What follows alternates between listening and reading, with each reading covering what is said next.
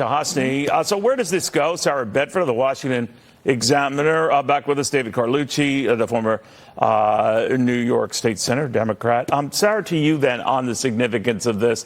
I don't see the game plan changing as long as Congress remains under, control or of the Democrats insofar as the Senate is concerned, the White House is concerned.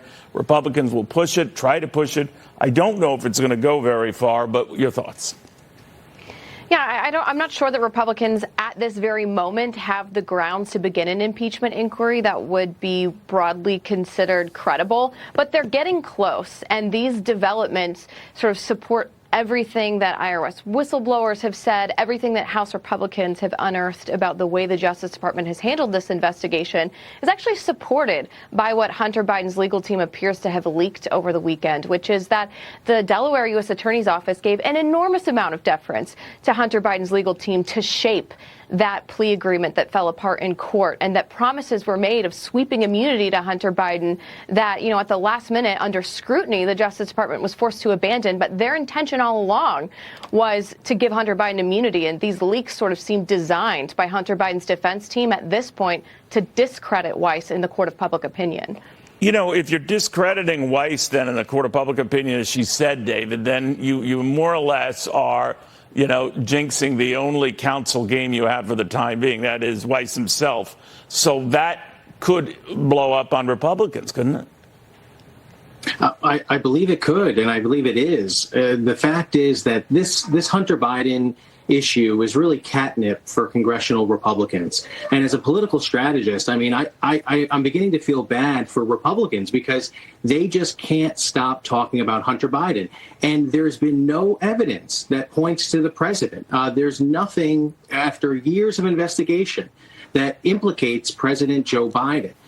Did Hunter Biden make some mistakes? Yes, that's obvious. Does it lead to calls for impeachment? No. But Republican congressional members will make all these cases. They're just looking for blood. And that's obvious. But it's a distraction from the election that's going to come next year. Americans want to know, what is Congress going to do to help them live a better quality of life?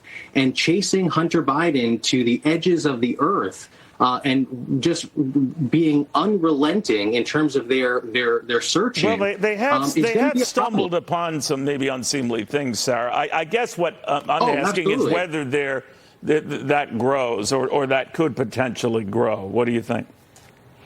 I do. To claim there's no evidence that Joe Biden was involved in his son's business is to sort of willfully ignore everything that we've learned over the past several months about the extent of Joe Biden's involvement in Hunter Biden's business, whether that was showing up in person at meetings that sort of coincided with large payments that Hunter Biden then received from people who met with his father, the years of conference calls that Joe Biden participated in with members of Hunter Biden's Ukrainian company while he was at that time denying, barely even knowing that his son was doing work in Ukraine. There's a lot of evidence that at the very least, Joe Biden was dishonest with the American people and is engaged in unethical conduct. Yeah. And House Republicans have been unraveling that pretty quickly. Yeah, it's a delicate balance how far to pursue and what to pursue, but it is out there. So jump ball where it goes.